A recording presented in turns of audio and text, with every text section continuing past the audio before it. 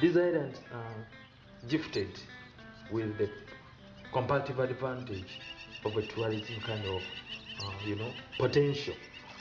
How can we develop these islands for the benefit of the people in the islands and the entire country? That's why I'm applauding this new development of KIS.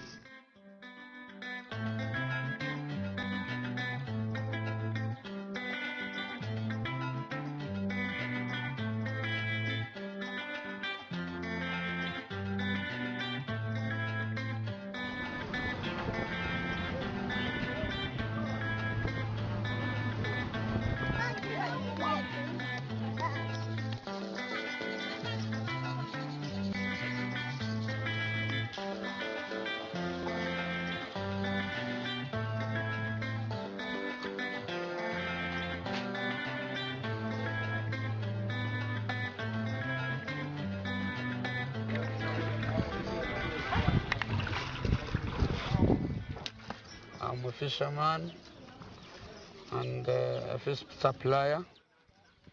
We are facing many challenges, like we don't have power. Wow. You come and weigh this one. You can weigh. It's on a scale. It's 11 kilograms, this one. Another patch. This is good for export. That's the inside of the truck.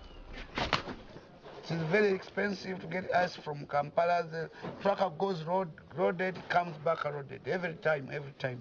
So if we get the ice plant, like you get electricity, it will be simple. Yes.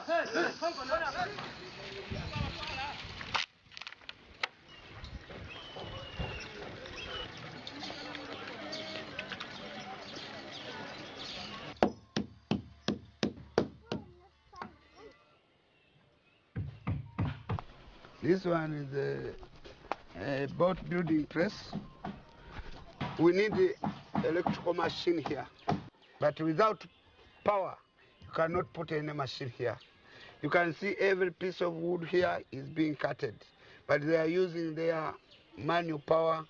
It can take only 3 days when pieces are there cutted. Without electricity, it can take 10 days to finish up a boat. Nyina eduka, nyina y'amazzi, nyina ya lodge, nyina eya boda ndi mulimi. Era kizibu ky'amaanyi twagala amasannyalaze. As you can see, you have done this without power. Then how about if we get power? I think if we put in our effort, can multiply it and maybe grow bigger than this. This here is called a panorameter. We've been using it as a case study to see how much strength we could get from the sun rays as the main source of energy to transmit and distribute power to the landing site.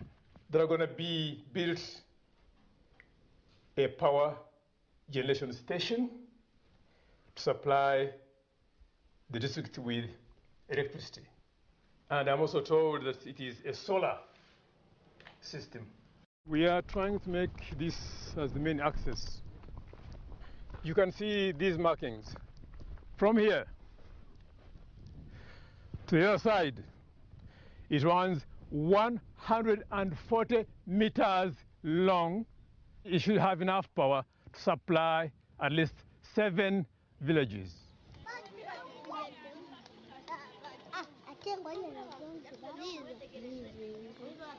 Silverfish is being caught here, but it is being dried on bare sand like this. We don't have electricity here. We would like to construct a dryer for our fish. Silverfish being dried on this bare ground. A tin is at 7,000 shillings. And that one, which is dried on drying racks, it is between 13,000 and 15,000. So you can see the difference. Yeah, he's trying to thread it just to remove the gravels. If we had electricity, on the other dryer I'm talking of, this, the whole of the work to prepare this food for human consumption would be easier. My worry is I'm worried with poor roads and much congestion at the ferry.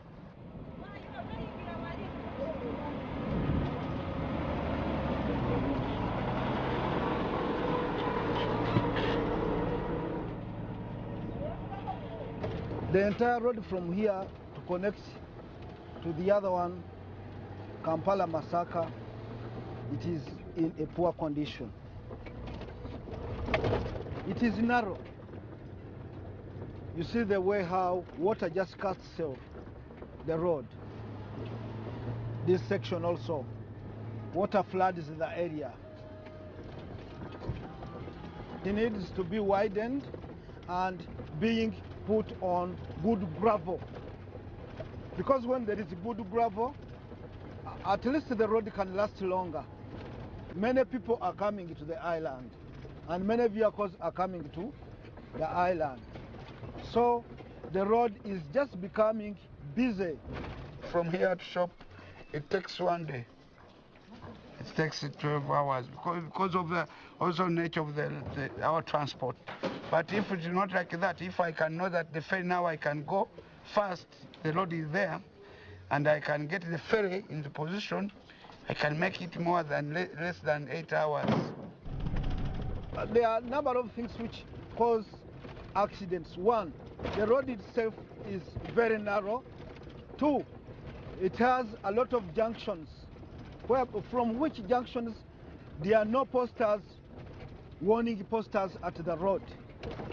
It is slippery. There are no gravels on the top of the road. Trees fall like that one. You can take it. It has fallen in the road. So somebody who is coming, speeding, he can cause an accident. We get little and we spend much. The costs are very high, while the standards are low.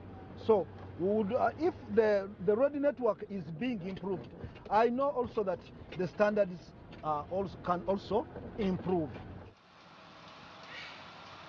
So first of all, they are going to widen the road, and then they are going to make it a first-class marathon.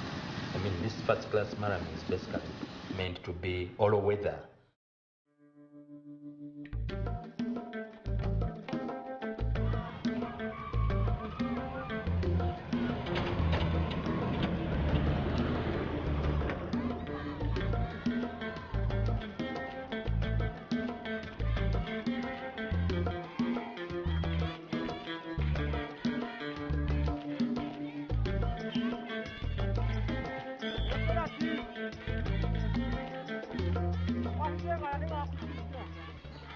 So P3, you can do this exercise. Do these numbers. After doing your exercise, are you listening? Yes. You see, today we don't have water. Yes. Okay. This is the school tank. This one was broken, and now it is empty. There is no water. It is empty. And these pupils suffer from the waterborne diseases. This is a rash. It is a rash. I want you to come back quickly so that we go for our lessons. Is that okay? Okay, bye. Try to hurry. The distance to the well is about 2.5 kilometers. That means it takes a long time for them to come back. So you have to wait. That's missing some lessons.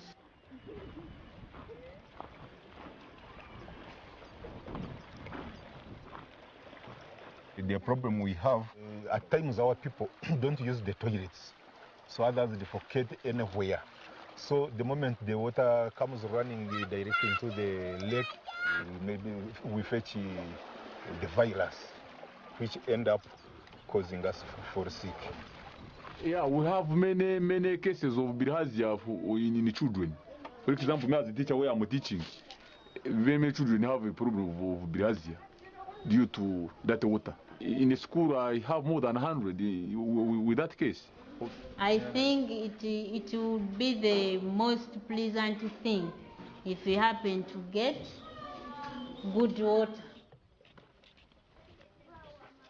They have already made pilot provision of water in some places here, and I think we have seen people appreciating. We have seen clean, safe water being provided, at least in two landing sites. Here we have water. This KIS water is here doing well. This water supply system uses a submersible pump. So this submersible pump is installed right into the lake and is connected to a solar panel that generates the power that is used to power this pump.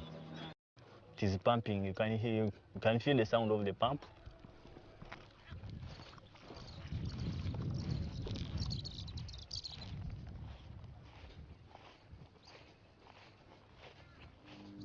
After the treatment process, when it is done, there we are sure that water we are going to supply to people, it is safe for human consumption.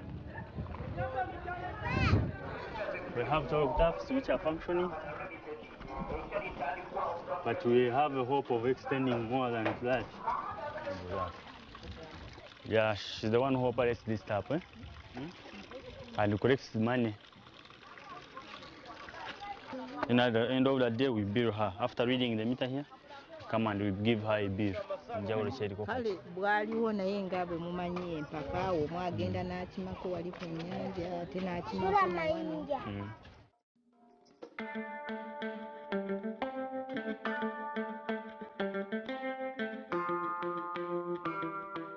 We are at Iruku.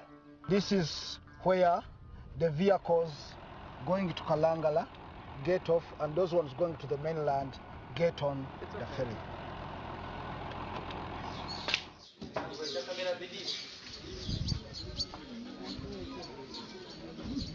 As you see the ferry, how it is, it's slump, it is very steep, very steep.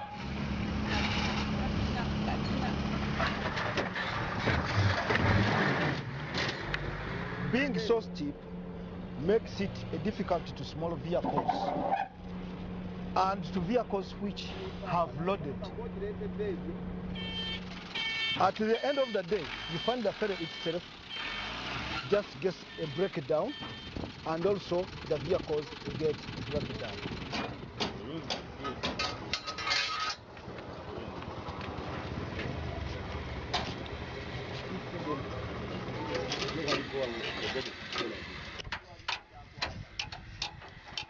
You can see like this front part of this vehicle here.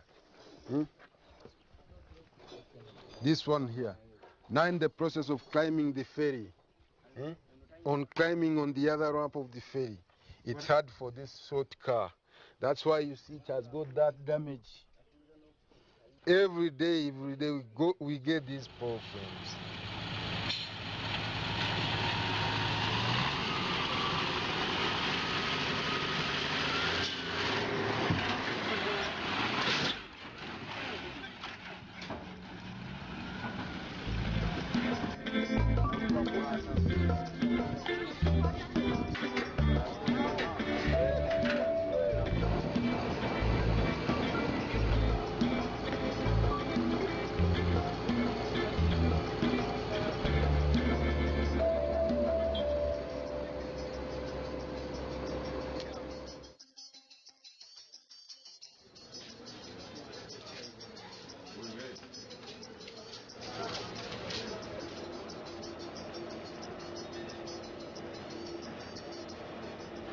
Hi. Welcome. Hello. Welcome. Hello. All right, so gentlemen, Yes. this is what you're going to be expecting on the Buddha what you're getting. Now this is all pre-cut. It's the inside of the wheelhouse where you're going to be operating. One of the pictures I showed you where the ship was not finished yet. This is where you start. You start here, then you build it, then you lift it up, you put it on trolleys when it's finished, and you slowly push it down here. We expect the ferries to be completed by mid next year. Mid next year. Yeah. We want to And hopefully you can manage it. Yeah, we can. Yeah, we've worked land. Very good. We can Excellent. manage. Yeah. I'm the appointed Karangara Infrastructure Service Consultant. Now here we are on board MV Victoria. This is the ship which was assigned to be a training ship for the cadets, because among all other ships, this has got the best condition. 2 engineers, 4 deck officers. The trainees are from Uganda. They came for sea time. They are very good students. Once you teach them that this should be done this way, so they do it always. Even if you are not present there, they do. From Uganda, they went to DMI, took their mandatory courses for 1 month. Then after finishing mandatory courses, they were sent to come to Victoria to get some more training and to get enough sea time before they can do the examination. I know we shall pass, as we did with the mandatory courses. And I'm looking forward to going to Kalangala to serve my company, to do the job I'm training. And the rest of my group mates, that's what they're waiting for. Yeah. George is my son, the firstborn of mine.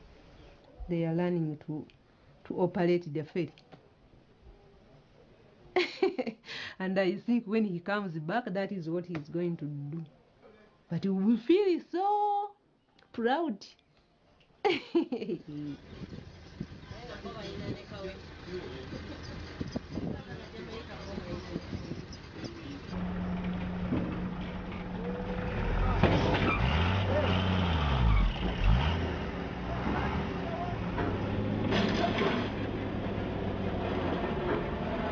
Balaba embeera y'emirimu bwe gitambula, engeri feri bwe tugirinnyamu, bwe tugivaako, amakubo, kale batusomosezza bulungi wano okusinziira ku area gye tutuuseemu wano e Bukakkata. Tuweeyanziza nnyo, embeera ebaddewo ennungi.